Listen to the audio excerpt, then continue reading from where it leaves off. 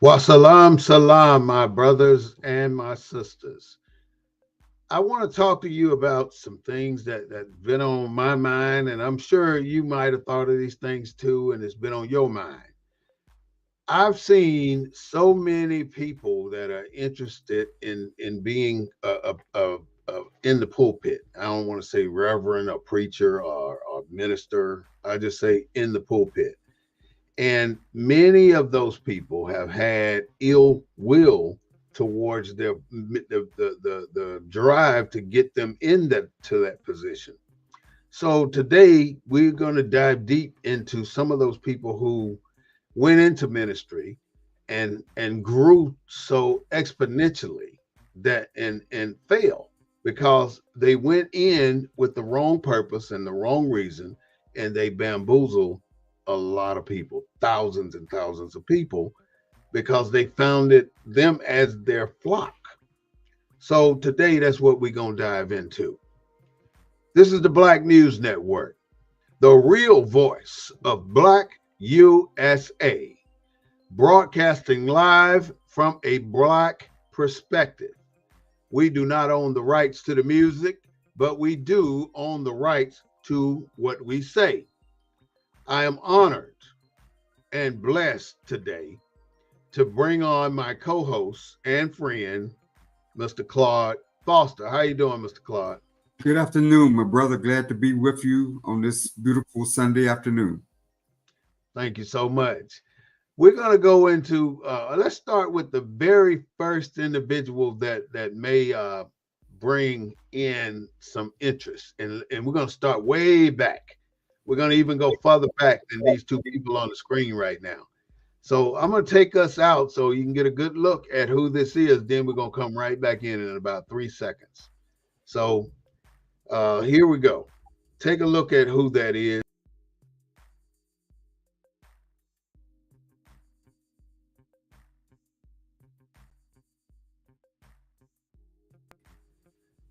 All right, we have several other people we're going to talk about, but the two that I just brought up there on the screen are Tammy and Tim Baker. You remember them, Claude? Uh-huh. Tammy and Tim Baker. Was it Jim Baker? Jim Baker, yeah, Jim Baker. They had one of the biggest ministries that I have seen and took interest in when I was a young fella. I don't know what year it was. I know it had to be in the 80s, but they were so big and people believed in them so much and watched their shows and watched their sermons.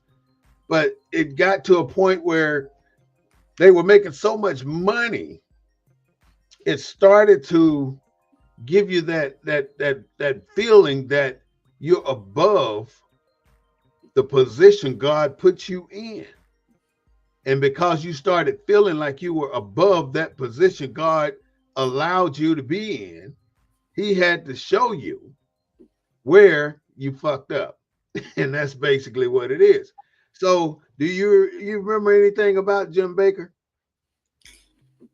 Well, other than in terms of what we're talking about, other than him being a false prophet, the Bible talks about Matthew 7:15 says, "Beware of false prophets who come to you in sheep's clothing, but inwardly are."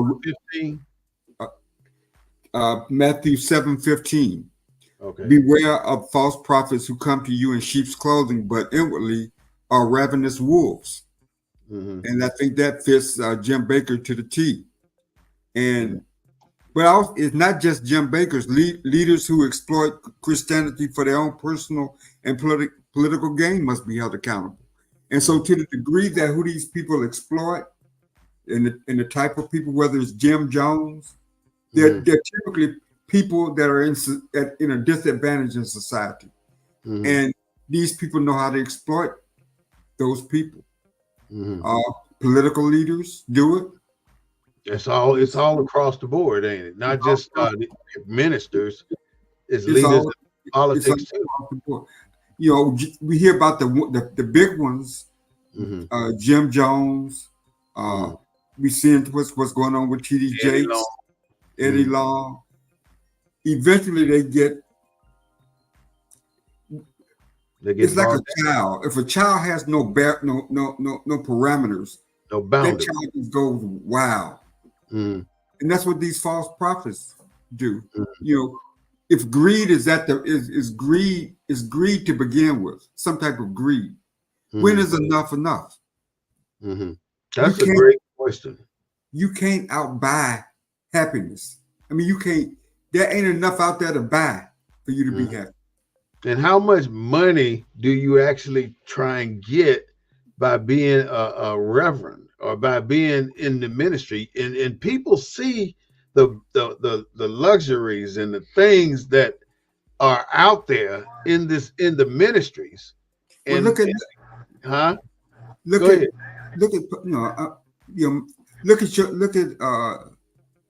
your politician from Louisiana, the one that they found 95,000 in the refrigerator.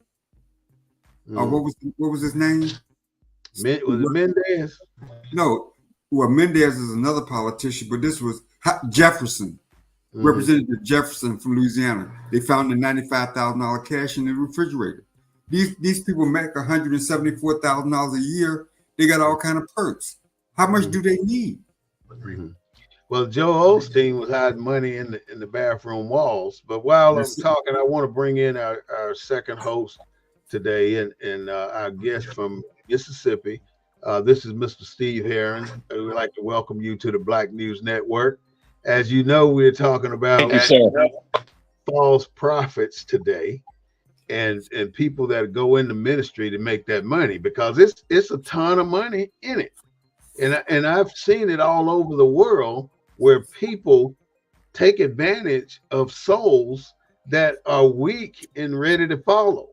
And that is where our problem is. So Jim Baker, problem was he was screwing all of the secretaries and the young ladies in the church. And then he gonna come up there and talk about, I have sinned, like somebody gonna pay attention to that bullshit. And people stayed with him, and that just reminds me of the same shit about the DT that's running for president. He does all this shit and people stay on his line. They don't get off his line, even though he's done these things. Same with Jim Baker, when he confessed that's what he did. He cried about it. What do we got to do to let people know that sooner or later you got to turn it loose? Because God don't like ugly. And he tells you in the scripture, like Claude just said, Matthew 7:15, that false prophets going to hell. It's just that damn simple. We cannot live in a society that don't recognize this type of game. And that's all it is to them, a game. It's a way to get in a position so you can have the power of people. And when you get that power of people, you got two ways to go. You can abuse that power, or you can use that power to do something correct for the people that you represent. And that's what they don't do. Jim Baker didn't do that. And look what happened. He fell from grace. He was like Lucifer being kicked out of heaven. Get the fuck out of here. Because he's wrong. But there were still people that stood by him, even though he was fucking everybody in the damn congregation. And Tammy stayed with him too. Any other thing on Jim Baker? Because we're going to go to Jim Jones. They come to us in sheep's clothing, man. They're like this little innocent lamb of God. And when they get caught, then they revert back to this whole forgiveness analysis. Remember him crying on stage and sympathy and empathy and all this kind of humanity that's a part of us. And so So Steve, do you have any comments right now, or you want to just jump in later on when you're Right ready? now, I'm right now trying to establish a good connection. Okay. Not All right. connected to you well because it keeps cutting off, and then it shut me out there. I had to come back. But I want to Okay. apologize for being late joining you, and I'm gonna let you guys go ahead till I get a good connection. I'll be All right. listening though. I think. Okay. I appreciate that, my brother. Mhm. So Yes, we sir. just talked about Jim Baker. Now we're going to go to one of these guys that are so pathetic that we really can't believe that he did the things he did to our people. We were the ones following this fool. Now I'm going to put his picture up and take everybody out so you can see who we are talking about, and then we're going to come back in and discuss this individual. So here we go. Tell me what y'all think about this dude when we get in there, when we come back.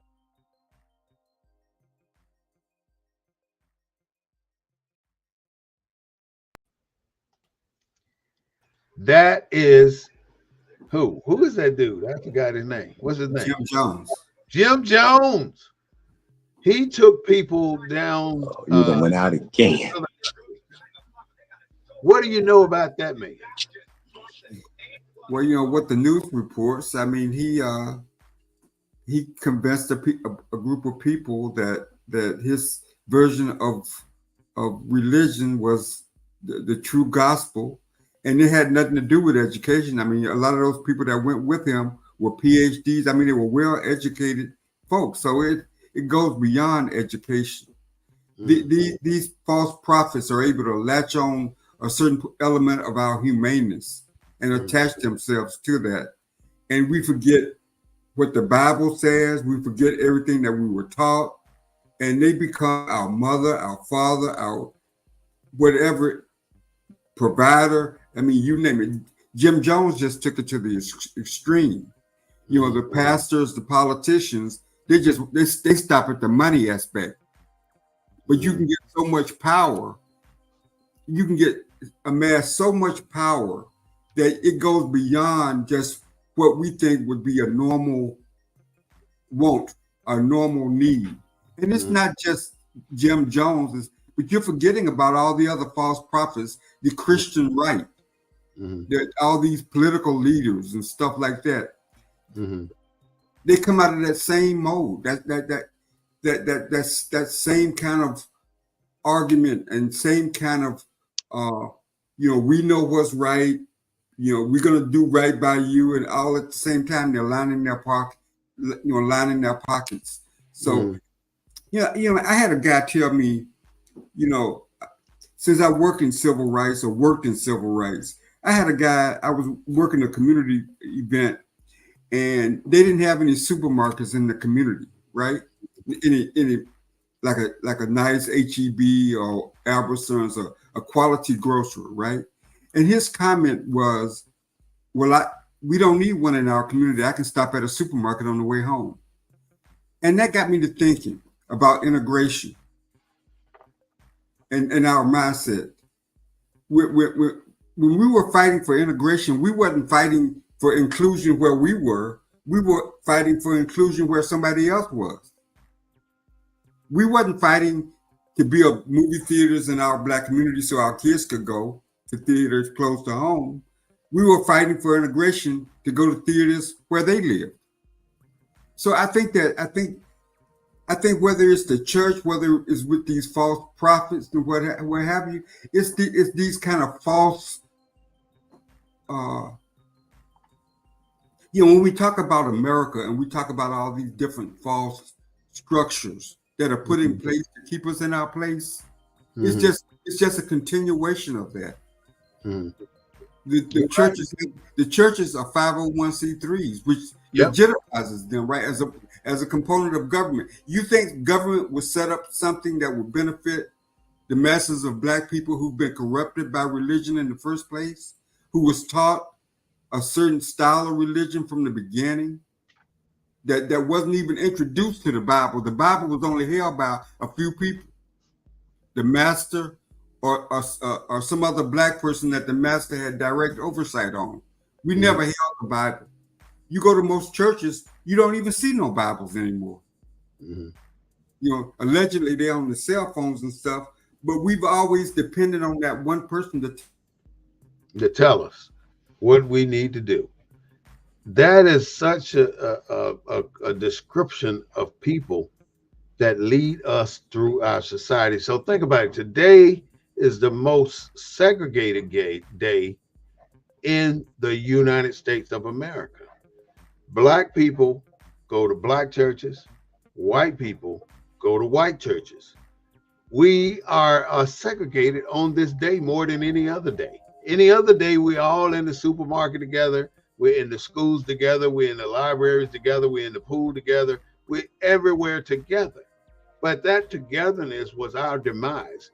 I mean, to me, it seems like the government placed these benefits into our community that benefited the people that kiss the government's ass. And when you kiss the government's ass, you do not get sent out of the network. Like Medgar Evers didn't kiss ass. Martin he kissed ass to start with, but later on he stopped kissing ass and he got into trouble and they ended up killing him. There were other people that were assassinated too because they did not follow the doctrine of what the government wanted them to follow. And even in the 1950s and 60s, if you decided to get out of line with what the white people wanted you to do in your community, then your whole community is in jeopardy. Now, a lot of these people today don't know the things that the barriers, the boundaries that we had growing up in places like Georgia, Alabama, and Mississippi. We didn't have the opportunities that the people that lived in the big cities had. We were confined to a black area, and you did not leave that black area to go anywhere on the white side of town after dark because you're subject to be killed. And there were black people that were killed that I knew about in Mississippi. And these people are the people with the power. And I think that's what they are so afraid about right now, is losing the power. And it's not us. It's Leviticus 25:10. It tells the people in America that you're going to return our shit because that's what you did. You took it. Look up Leviticus 25:10 and see what it says about returning us to our people, to our ancestry, to our land, and to our religion. That's what's got to happen here in America. And they go so far out of their way to keep us ignorant to who we are, because once we figure out who we are, then the party is over. The party that they have had for the last 400 years, it's over, because there's no way we're going to allow them to continue this into the next century. We've come to a point where it is about to change, and that is why Donald Trump is running for president, because they know it's about to change. Now, remember, Donald Trump came right after President Obama, and Donald Trump was like the destroyer that came. They wanted to put him in there because he was just the 100% opposite of what Obama was. And that's why they put him in there with his dumb ass. He's a dumb ass, but people follow him, and he listens to certain people. But there are so many people that want to do harm to this country. They think because we've made so much success in this country, they have a problem with our advancement, and they have the power, but they don't realize we got power too. But we don't have to show our power. But back to Jim Jones. Jim Jones took over 1,000 people down to Guyana. And I met one lady who was in his cult that did not die in I think it was 1980, I don't remember, 82, 83. It was 1988. I met a lady that was in Jim Jones' camp. and she knew that there was some things going wrong, and she got out of there way before it was too late. But he had those people eating out of his hand. Many of these pastors or these reverends or these ministers that go into the ministry and they find that they got all this control, they start to implement rules that benefit them personally. And that is where the buck hits the road. That's a rubber meets the road. They got to change from that point. Once they start to take advantage of the congregation, then people should be able to see that. But sometimes it's too late. You know, just like women, if men go out there and they want to sleep with a woman, they're gonna put everything they got on that woman that night because they want to get laid that night. So they're gonna come at her with everything they got. And that woman might be susceptible to what that man is talking about. Same with a woman who thinks she can hit a gold mine like that. She's gonna come at that man with everything she's got so she can get what she wants. And then after she gets what she wants, she's done. She wants to go to the next one and get what she wants from there. So it is a dual-edged sword. You have to be smart enough to not allow people to execute that type of power over you. And if you do, then somebody need to reel you back in. It's got to be an intervention somewhere. There were people tried to get their families out of Jim Jones' camp. They tried, but Jim Jones had it so set up. He had so many people that were loyal to him until the day they died. They supported him no matter what he said. They supported him. Jim Jones had gotten so powerful where he would bring in, if a couple was there, his right was to sleep with the wife or the daughter of that family, and that family was okay with that. They would have to give their child to Jim Jones for as long as he wanted it.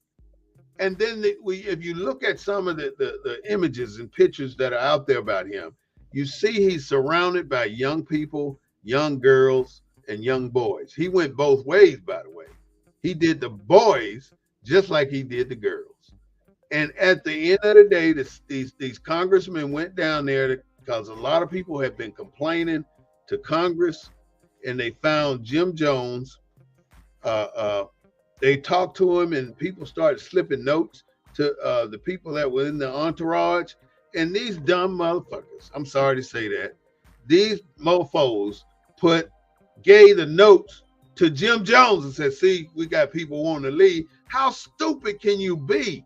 Why you think they snuck you the note? They didn't want you to give it to him. They wanted it to be secret, that they wanted to leave because they knew if they let him know that they wanted to leave, he was going to do something low down to them. So and then when they got ready to go, many people followed those people back to the airplanes. And Jim Jones told them to kill them. And that's exactly what they tried to do. They killed the senator. They killed they killed all of his entourage.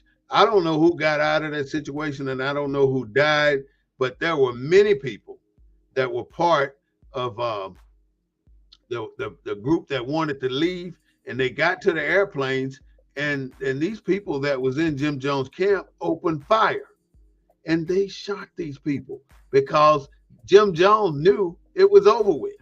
So now it comes time to drink the Kool-Aid. After he done killed everybody on the airstrip, they go back to the camp, and now they done put all this poison in the Kool-Aid, the poison Kool-Aid, the syrup, and everybody had to get a cup full, and everybody had to drink it.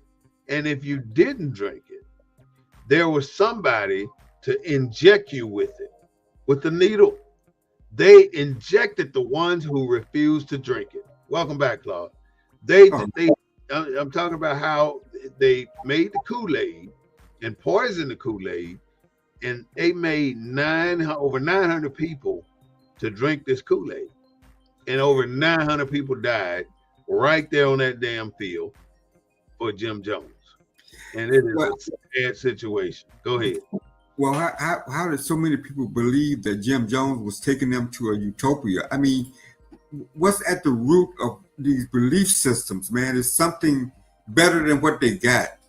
You know, whether it's the past politicians, they're promising something that people don't have.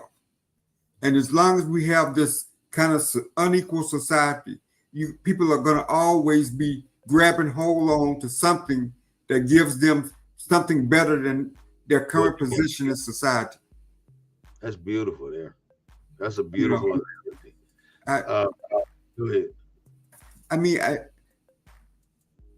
are these folks are these charlatans gonna always be with us? I think, yeah. I mean, how can look at some of these mega churches, man? These are thousands of people with all different kinds of professions, all different kinds of education degrees, all different levels of understanding.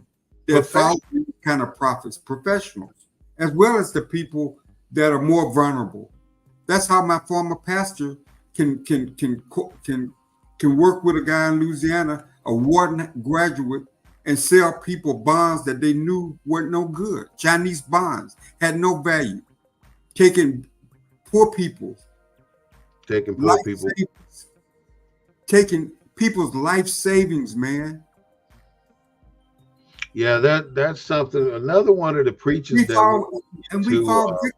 we fall victim to that, and like I said, man, we have an unequal society.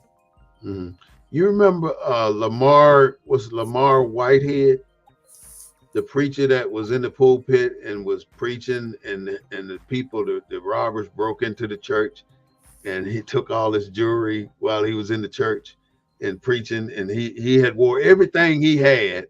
He had wore it to church that day, trying to show it off because he knew he was going to get robbed. And they caught him. Even though that went down, they took all his jewelry, his wife's jewelry, and then later on they found out that it was a setup. They set it all up. And then they put him in jail for racketeering. He took $90,000 from a single mother and would not give it back.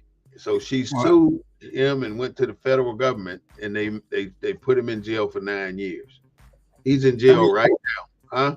Look at Menendez in New Jersey. You know, these folks, you know, $174,000 salary ain't no chump change. For a preacher? No, for a politician. Oh, okay. Annual salary, that ain't no chump change. Right. Yeah. But that ain't enough. For us to look at it, you know. That ain't enough. What's enough? What's enough? These pastors that grow these mega churches, they're not growing the mega churches because they want to get people to heaven. They're growing the mega churches because it lines their pocketbook. But who's to say you and I need a liaison to get to God? Who's to say that we're building a spiritual heaven in church to get to God, when we all know that God is talking about this temple within? We know that's what he's talking about. He's not talking about that church. I know there's fellowship there. You meet your friends there. Your family has always went there, and it's just a tradition for us to go to church every Sunday. But look at it this way. Most of us work 5 days a week. Okay? That's time that's lost. And you're going to work that for 40 years, huh? Why is our neck of the woods? I mean, we're from the South. Why is the South the poorest region? It's the most religious region. Yeah, because they look to God to help them out of the situation they're in. And God will help them if they don't use a man or a woman in between them and God. That's the problem. They let this man, you can go to church every Sunday, but as long as you realize he's not there to be your liaison to God. If you can get that through your head and you can go to church every Sunday and know that you're going there just for fellowship, to hear the word, and to get out of there and go back home and do your own praying and do your own connection with God, then you're on the right track. But if you going in there to think that preacher gonna tell you he gonna get you to heaven by doing ABC, you're gonna get bamboozled. He gonna take your money. Huh? What's the difference between the religious right, like Reed and all those guys, and black religion? What is the difference between the white religious right and our religion? Our religion, black. I look at it like this, Claude. When we first got introduced to religion, we needed something. We were so destitute. We had nothing. So what did religion do for us? It gave us hope. And now if you listen to, I can't think of it. What's the man's name that wrote the book called Nigga? I don't know. Dick Gregory. Dick Gregory said, ain't nothing going to develop from hope. You can hope all the hell you want to, but ain't nothing going to evolve from hope. But what they did when they introduced the Bible to the slaves was to give them hope that there's something better on the other side that you ain't even seen yet, but it's better over there. So let's do what we have to do to get over there. And that is what the concept was that the white man wanted us to believe.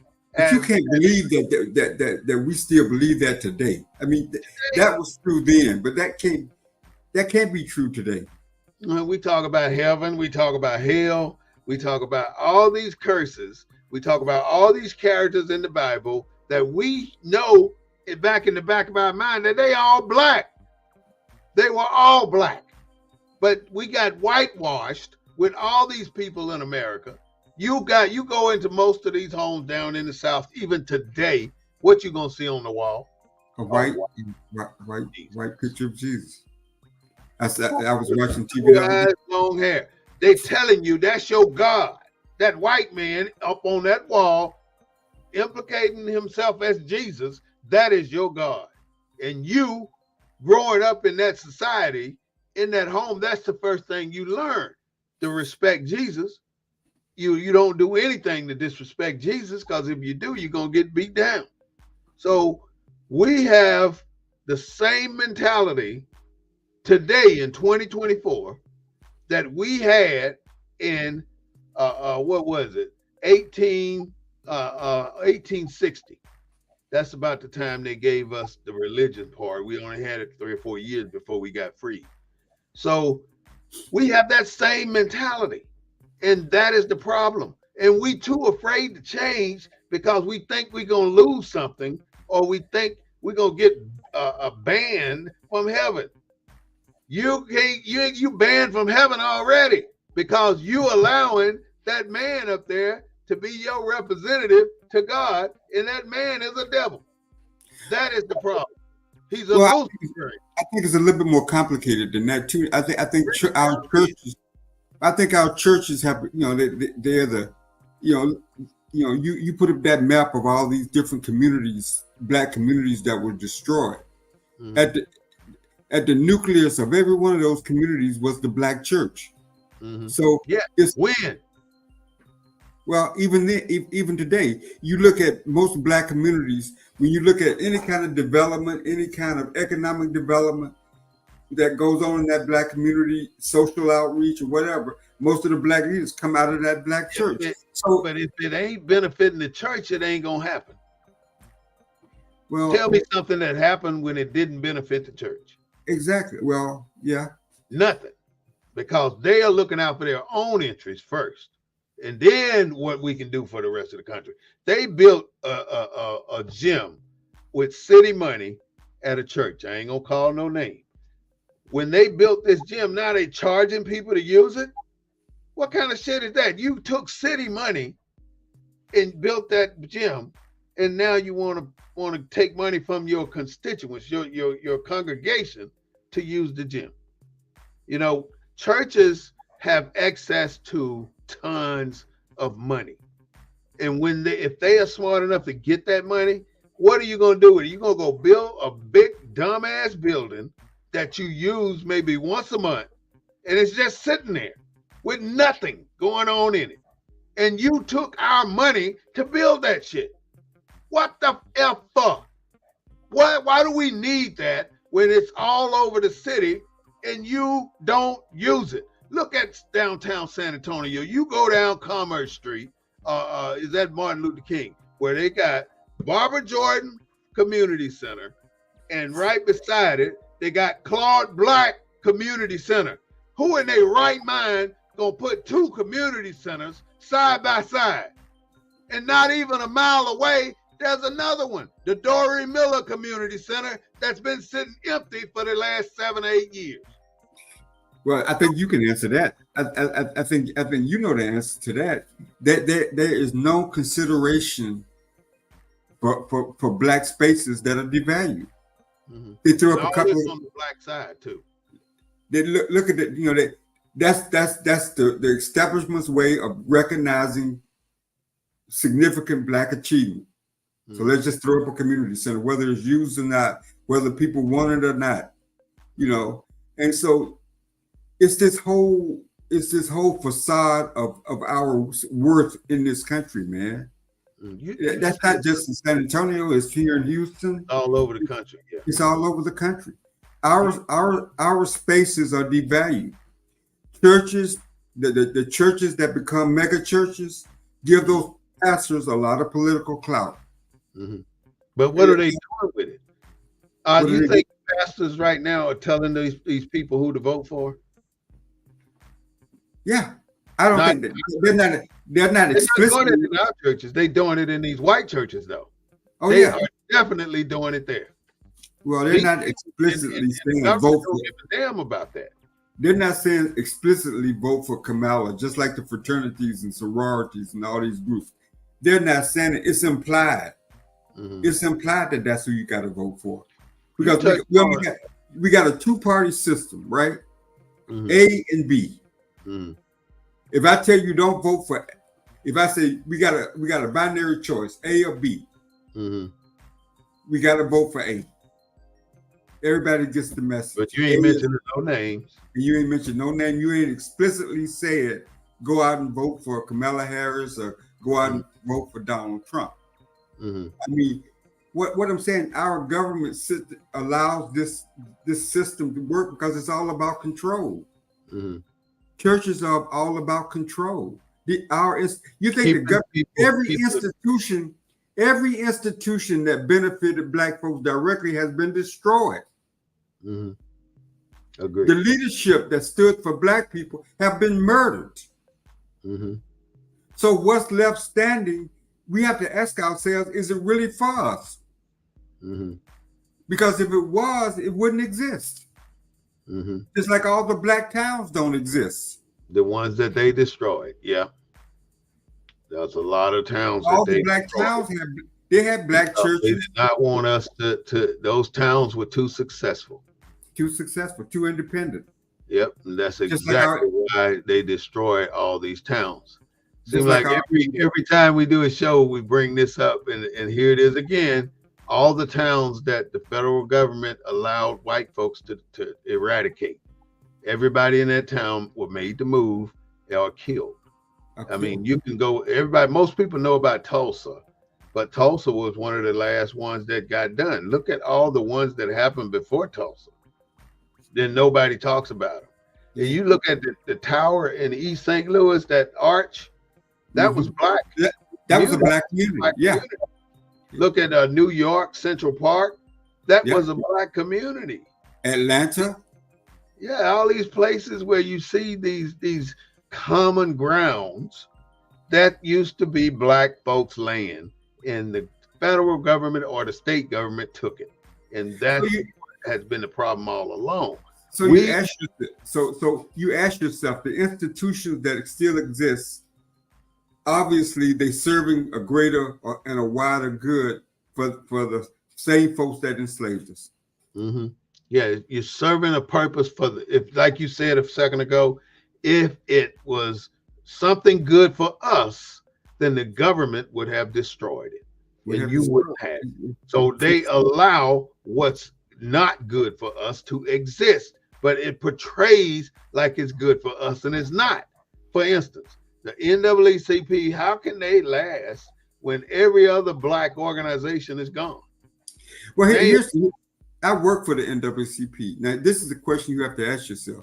On a good day, I mean, I worked for the NAACP for a number of years, and the membership is always quoted at 500,000.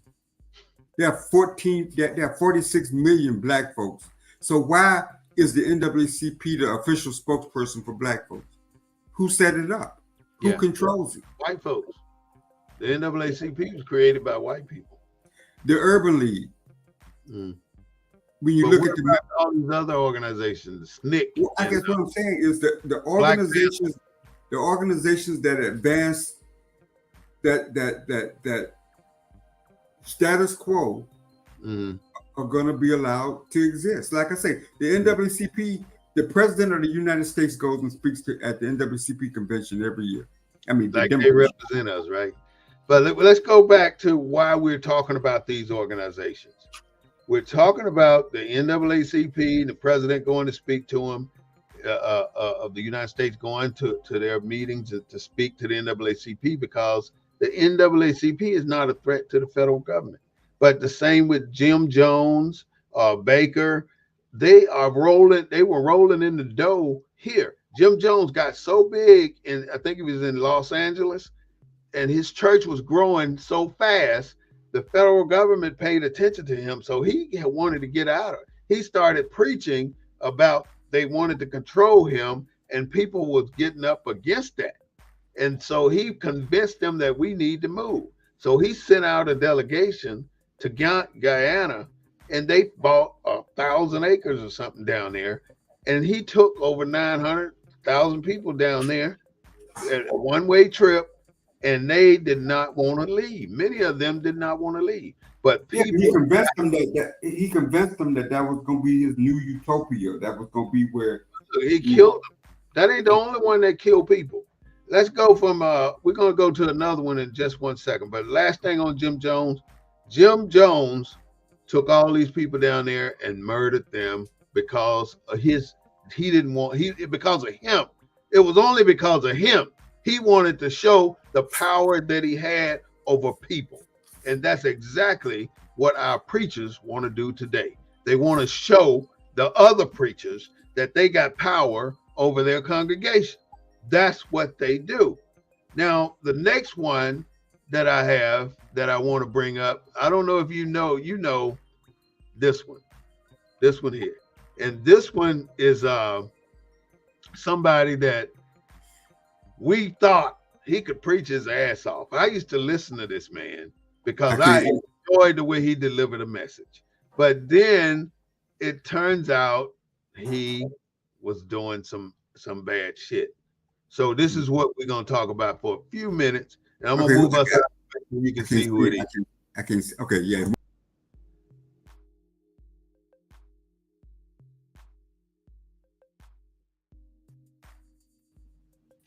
Is that Eddie Long? That's the best picture I can get of him, because every time I do it, I couldn't cut it right. So Eddie Long was a powerful house. He had a congregation that was growing by 1,000 every week. He was getting so many people in his congregation that somebody had to tell him what he was doing. He was recruiting young boys to be his mate. And that is what brought him down. He had so many young boys in that church with him. And you didn't know whether he was messing with every last one of them or a few of them. But he came up and he confessed to it too. But I don't know if he went to jail or what happened. I think he died the year or two after that. Yeah, but Eddie Long, being the preacher that he was, and like I said, I used to listen to Eddie Long because I thought he was a wonderful preacher until all that stuff came out. But that didn't change the fact that he was a wonderful preacher. But I know now if I wouldn't follow him, but people still follow Eddie Long. And to keep it going, I'm bringing up the next one, which is so bad. This guy here that we're going to talk about is somebody that nobody thought he had the power that he had. Here he is. I'm going to show it for about 5 seconds.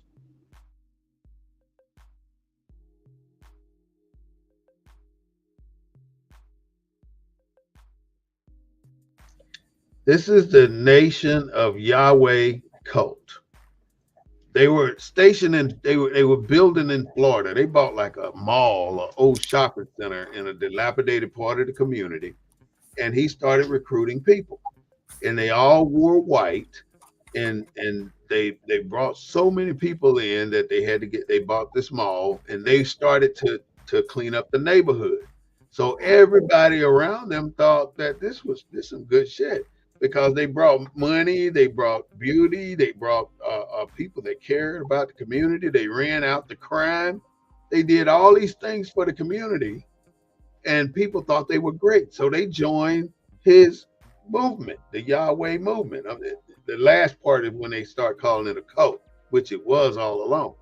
So when he started to get all these members, and the men would come in with their wives, he had the wives stand in front of him naked. He didn't touch them, but he would tell the husband that he needed to do something. I don't know what he said, but all the wives that came in had to stand in front of him naked, and he didn't mess with all of them, but he did mess with a significant number of the wives. And some of the black men came out. There was one black man that started to tell the story, and nobody else, one black man. But I saw in some of the footage I looked at, the Yahweh cult was evicting entire apartment complexes for their people. They put out people, they don't give a damn where you got to go. You got to leave here. They also, if you did something against them, they would send out the squad to go out and kill you. And that's what they did. They killed a lot of people. And that's how they got caught. They killed one of the members, rolled him up in a blanket, and threw him out in the woods. And the popo found him, and then they traced it back to the Yahweh cult, and they arrested this guy. And this guy had his congregation, over 2,000-3,000 people, start to call him God. And that's where the problems started. When people start to believe in a man as a God, they got problems. But that's what they want, some of these people that's in the pulpit. I don't know if you've ever been to a preacher's meeting. Every month they meet, and they go in and they discuss what the sermon's going to be for that month. And then they go out to the churches and they do it. This is like, you got the Baptist part, you got the Protestant part. They all the different ones go do what they do, but they do it once a month. And when they built this gym, the Baptist crew was so pissed off that they filed a lawsuit against this church and lost the lawsuit. But they did it because they wanted some of that money too, and they couldn't get it. And it was all about the money, because the city was giving it out, and only one church met the criteria. And these one that didn't meet the criteria was fussing about it, and they sued and didn't get shit. They just lost money. But they were angry at that church, and they still are angry at that church, because that church received all that money. And I went to one of the meetings, by the way, a couple of the meetings. I talked to those people in there and about an issue that was going on. And the pastors, there was probably 8-10 pastors there. They said to me, "What's in it for me?" I'm looking at him like, what the hell are you talking about? What's in it for you? You're a representative of the community. You got a congregation. Why are you asking me what's in it for you? That's what he asked me. And, when he asked me that, he kind of crossed his arms and leaned back in the chair and crossed his legs. Like, if you ain't got shit for me, I ain't doing shit for you. That's the kind of shit that made me mad about these. Like a mob boss. It's a mob boss. It's racketeering. It's coercion. It's and I just think it's that's just America, man. Mm. Except that we do it through religion. Through the church. Mm. We don't have big corporations. We don't have the other stuff to manipulate and take advantage of people and stuff like corporations and businesses. We do it with the only institution that we've been allowed to hold on to, and that's the Black church. So why are we holding on to it? Can we hold on? We're not holding on to it. Government has allowed us to hold on to it. If government limit, would they not let? Let's say you got a Walmart on your block, right? Would the city allow them to put a Target right next to it, or would the city allow them to put a Walmart, a Target, and an HEB right next to each other? Would the city allow that? No, they won't. Why are they allowing you to open a church right next door to each other? The council district I work for, Houston's population is 2 million. Each city council district, there are 16 of them, or 200,000 people, each district. In this one district that I was the council district I was working in, District K, there's a black portion of the district, majority minority, and then there's a white portion of the district. In that minority, a slice of that minority portion of the district, which is a quarter of those 200,000 people, there are 99 black churches. Wow. 99, almost 100. It's probably more than 100 now, because we don't have. What else do we have? We can flourish. We don't have a lot of black. We don't have a lot of black businesses. You go to right there in San Antonio. How many black folks own businesses in the black portion of San Antonio? Even there, Claude, that's a beautiful way to transition.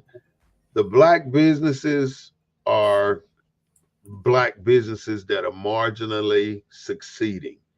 You don't find 5 black businesses in a city that are, startups making over $500,000. I don't even know if they're making over $150,000. You can name some permanent 5 or less. They don't. I mean, all these black businesses that start, they hardly ever get to the real money, and they hardly ever own their building. And they got revenue coming in from Mexicans, from white people, from Asians, from everybody.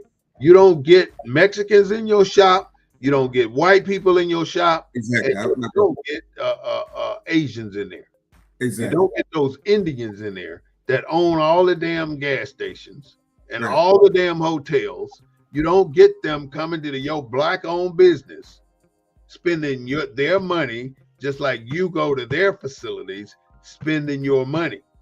Right. The Koreans, you go to their store spending your money. The Chinese, you go to their store spending your money. The hair store makes $2-3 million a year. And that goes back to your question. It's easier to put 3 community centers right there together rather than put a quality grocery store, a movie theater, or something that has some kind of variety that shows that you value a particular community. And so that's why we got a lot of churches. Those are our businesses, and they operate them like a business, many of them. We got those churches because of the pastors. Well, that's who spearheads the opening of a church. The greed of a pastor, the greed of a minister. Those are the ones who spearhead it, and the people that go with him is his flock that help him. You think it's greed at the core of? It's got to be, Claude. Ain't no doubt in my mind that it's greed at the beginning, because they lead. The only way they're starting up a church is because of dissension. They got a problem with what happened in the church, right? With pastor. So now they so pissed off, they gonna go out and say, "We're gonna fix that shit. We're gonna go over here and open our own church." And they want to take the congregation with them. All y'all, they coming with me. In a warehouse. They open it up in a warehouse. They taking people, robbing Peter to pay Paul. And then all of a sudden, both churches can't get over 50 members for the next 10 years. The people stop coming. and they stop coming because it's a bunch of bullshit. But that pastor got the same status as every other pastor. Yeah. He's invited to the same. He's invited to the same table, whether he got 5 members or 5,000 members. He can sit at the same table. Yeah, and that structure that's part of our Black community has been allowed to exist. Mm-hmm. And because there's no threat. There's no threat there. They're not preaching unity and let's organize. Well, let's be a formidable force in our community. Let's represent our community. Let's go to city hall meetings as a church. Let's go to events as a church. You don't see churches out in the public doing things. You don't see them. They doing things right around their church. They inviting you to come to their pantry to get some shit that they just got from the damn food bank. That's what they do. And they inviting you to come to their clothing area where everybody in the church done donated their old shit for you to come and get if you needed it. But go in there and say, I'm having a hard time this month. I can't pay my light bill. I can't pay my car note. I can't pay my water bill. And my damn rent is due. So, church, can you let me borrow $1,500? Hey, Brother Bey, I got to cut out on you today. Okay. I got another appointment at 4:30. It's after 4:30 now. Okay. Well, I will see you. I want to say thank you to my co-host, Mr. Claude Foster, who's been here doing his thing, telling us his knowledge about these churches. So, thank you. So you want to say your closing statement? Well, I just want to go back to how we're made in America, brother. Mm-hmm. We're made in America. So our institutions, even our own humaneness, black skin, white mask, that's us. We're an image of somebody else, and that's in our DNA. And until we get that out of our DNA, every show we're going to be dealing with some malady that exists in the Black community. And so rather than dealing with the maladies, we need to talk about the issues and the programming that got us to this point. So I look forward to those future discussions. But it's a great show. It's a great segue in talking about the institutions that are affecting us and our communities the most, because that's what we've been allowed to hold on to. Mm-hmm. It was created on our behalf, and it's part of our culture. So we got to fix it. So I'll leave it like that for this week. All right, Mr. Clark, thank you so much, and I'll see you next week for another discussion. We might do exactly what you just said, institutions, something about institutions. All right, brother. All right, take care. See you next time. Okay. All right. A second thing that I didn't mention yet is Charles Manson. Charles Manson took control of all these women's mind and these guys' mind, and he sent them in to kill Sharon Tate and all the people that were in her house, and they went in there and did it. And even after they were caught, they still loved this man. And they went to jail loving this man. Basically, he had the power over them. I'm just going to mention a few more pastors that had problems, and you see how the people died as a result of these pastors. Let's look at David Koresh.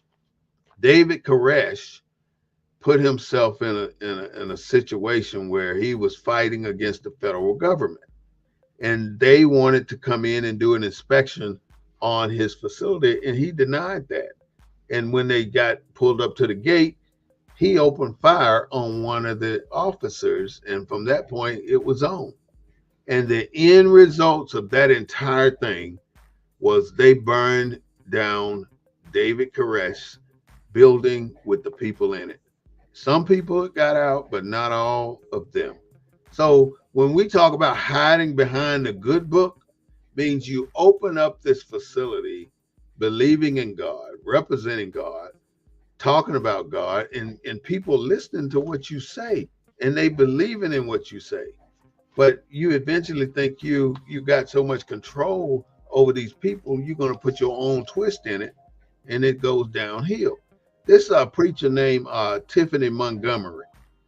She was in the pulpit preaching to 1,000 people, and three things she said that was so foul that didn't make sense. She's a female preacher, and she was talking about the men preaching. So she said that the men were cock blocking. She said this to thousands of people, that men in the pulpit and in the church were cock blocking her or women from being preachers. She said that. And that's not all she said. She said that the men don't have the balls to do what she's doing. And that's why she's in the pulpit, which is another stab at men. I mean, you talking to people with hatred like that. This is the kind of mentality we're allowing these people to get into the pulpit. And this is what they're presenting to the people. But they're not paying attention to what's happening out here in the world. And the last thing she said, your dick in somebody. She said, you running around here putting your dick in somebody, but you ain't got the balls to come up here and preach the right word. She stood there and she said those things to the congregation. Now, how low can you go? This is Tiffany Montgomery. Look it up. You'll see where she did it. She's live. You got other preachers out there like Ray Curry, Eddie Long, Creflo Dollar, who wanted a plane, a jet, and he went back to his people, his congregation. He had a jet now, but he wanted, I think it was Tyler Perry's jet, or some, I don't know who jet it was, but he wanted to buy a jet, and the congregation gave him the money to do it. Well, now you got two jets, but they knew it. People knew that was wrong. The best preacher I ever heard in my life fell from grace this year. That was the Dr. Eddie Long. Not Eddie Long. What's his name? Tony Evans. That's who it was. Dr. Tony Evans. I love listening to Dr. Tony Evans. I've listened to him for over 15, 20 years. And this year, he removed himself from his ministry because his infidelities. That's how sad it is. People get so much power, they start doing crazy things. Those are the preachers or ministers that I wanted to mention today, but I wanted to mention these people that hide behind the good book because they are the ones who make our society fail. Not just the individual, they make our society fail. Because if you go into a church and you invest 20, 30 years into that church, and all of a sudden the pastor do something like that, now you got to start all over again with a new pastor or at a new church. So you've invested all this time into a church, but you've allowed this man to become crooked. And that's where the problem lies. The people that attend the church have to pay attention, and they have to address hard issues. Just because you don't want to embarrass nobody, you don't say nothing, and you let it go, and then it gets worse. And then somebody get hurt, like somebody 10, 12-year-old get raped or molested by the pastor. Then you got a real problem because the law is going to get involved. But you had the opportunity to stop that shit, but you didn't. You had the opportunity to get rid of that guy that was ruining something you've invested 30 years in. You allowed him to do it, and you knew he did it. You sitting up there as a deacon or usher, and you know this is going on, but you say nothing. That's the kind of stuff we have to change. We definitely got to change that.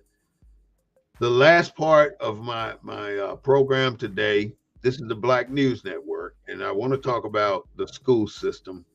A couple of things I found out today, that the school system, in so many words, it takes a child into the school system, and the objective is to conform that child into an individual that can add 5 plus 5, that can write a sentence. I know Johnny left for the store, that can do some basic things, but you got to sit down and do it. That's what they're trying to do. I ain't gonna say who it is, but the teacher told one of my relatives in elementary school that you cannot finish your tests ahead of time, and if you do, I'm going to take points off of your grade. Now, how are you, a teacher, which is supposed to teach, telling a child that if you do good, I'm going to penalize you? That's exactly what the teacher was telling them. And you already know this is a white teacher telling somebody black that they cannot finish the exam as quickly as they do, because they're going to get penalized if they do. Oh, that all hell broke loose after that. That teacher know better by now. So the school system is basically the opposite of success. They're not teaching people how to be success. That coming out of high school, that is not where they learn how to be successful. They got to learn that at home, because when they come out of high school, they don't do any social life things. They don't do a single thing for their social life. Hey, they don't know how to do everyday reactions or everyday things that we do on your own. You need your parents to help you do this, to help you do that. I ain't talking about like take out the garbage, wash the dishes. I ain't talking about stuff like that. If you wanted to buy a car, you can't go to the car lot and buy a car. They'll get you hook, line, and sinker. You got to take your parent. So you don't learn valuable things that you need to know from school. You do need to know what to do when you go to the car lot, because they will screw you in a heartbeat. And that's what they do. You don't know how to manage your credit report. You don't know how to manage your checkbook. They kill your spirit to be a better, successful person when you come out of that school. They don't want you to shine. If you black, they don't want you to shine. They're going to marginalize your excellence all the way through school until you start to realize you can't do this, you can't do that. I'm just going to sit here and be a student till I just want to get out of here, because all this shit is bullshit. All right, they purge out the good in everyone, and they don't leave it. Only one right answer. What do they teach you in school? There's only one right answer to this question. But in reality, you got multiple right answers to this question. It's only the decision of the individual who decides what's right to them. You cannot have a child having a mentality that there's only one right answer.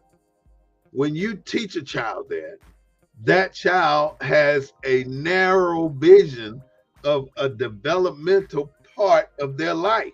They are not going to explore what they can actually do when there's only one right answer. So don't allow your teachers to teach your children that there's only one right answer. They have the audacity to teach your child to sit down and shut up. This is quiet time. So you got to sit in a chair in a school like you at work and not do anything because this is quiet time. Bullshit. They teach your child this. You need to be more involved in what's happening in these schools.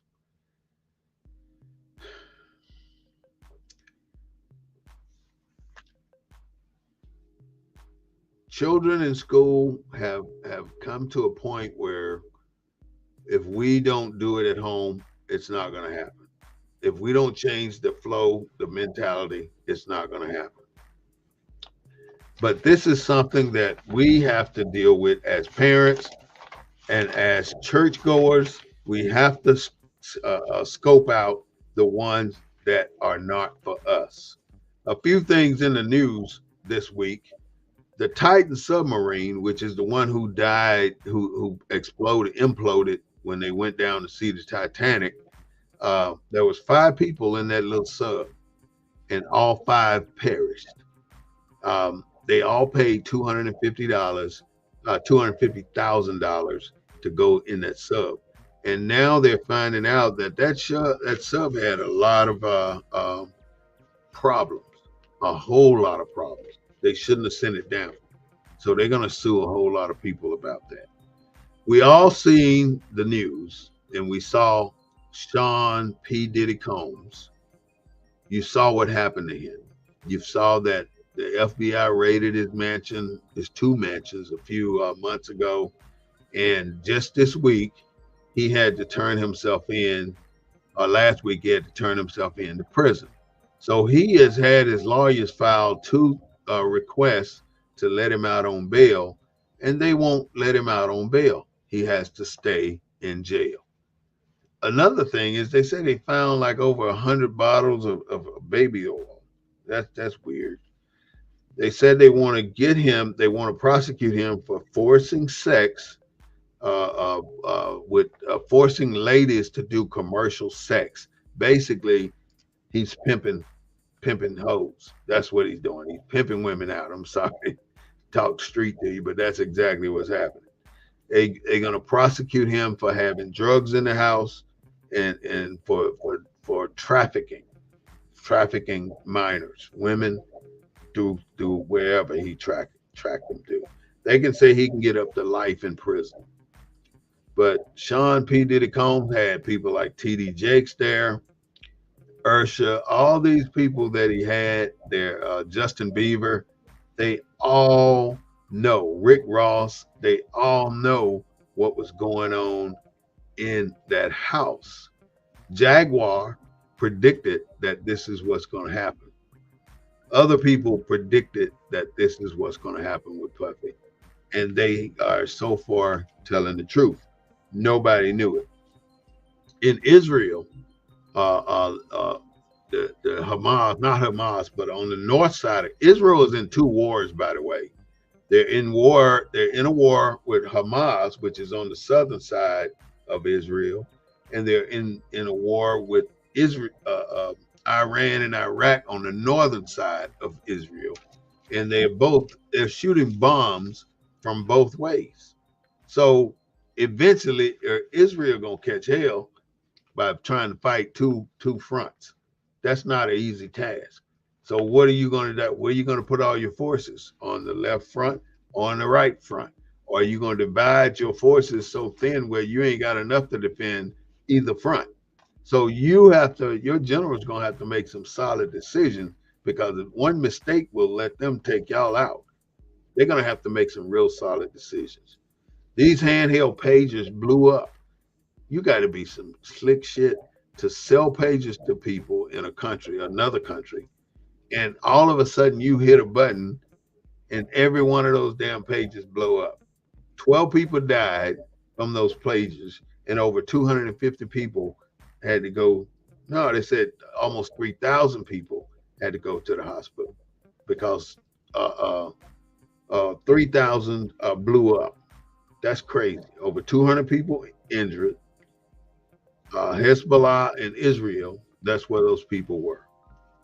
That's where they have to fight. Now the Amazon people got to return to the office. The interest rate dropped 5%. Last thing I want to tell you is a bit of history. And on January 16th, 1928, I would ask you to look it up. The Pan-American Convention. Look up the Pan-American Convention. They discussed the land mandates to our citizens over here and the Moors. You look that up, the Pan-American Convention. They talk about, they documented that it is entitled, you are entitled to land in America. So I want to say love, peace, justice, freedom, and truth. That's what we need to develop in our character. This is the Black News Network. I want to ask you to go to YouTube and subscribe to our channel. Leave a comment sometime. Go back and just like it or something. Do something with it. Help me out on here. Help me out with my YouTube channel. Do the same thing with our Facebook page. Just click on the like button. You don't even have to look at it if you don't want to, but click on the like button when you're scrolling. Click on the like button. I really do appreciate it. And I do the same for you. And I'll ask other people to do the same for you. So without further ado, this is the Black News Network, the real voice of Black USA, asking you to be here on Wednesday at 6:30. I want to thank you for what you've contributed to the Black News Network. Our constituents are growing. We're getting where we need to be. I just need a little bit more to push us over the top. So thank you for watching the Black News Network.